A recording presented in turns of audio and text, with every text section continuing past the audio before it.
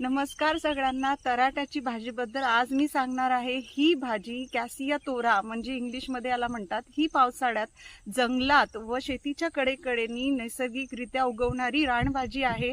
ग्रामीण भागात याचा उपयोग पारंपरिक आयुर्वेदिक पद्धतीने केला जातो।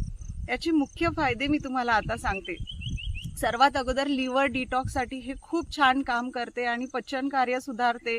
शरीरातील विषारी घटक बाहेर टाकले जातात। दुसरा आहे आतड्यातील कृमी घालवते। ज्यांनाही प्रॉब्लेम आहे त्याचा ते हे भाजी नक्की खा। आयुर्वेदात पाचक म्हणून जंतुनाशक म्हणून याचा वापर केला जातो।